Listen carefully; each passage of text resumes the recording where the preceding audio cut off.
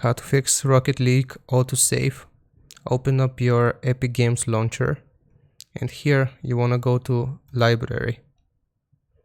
After that, you need to find your Rocket League game and click on the three dots under the icon. Here select manage.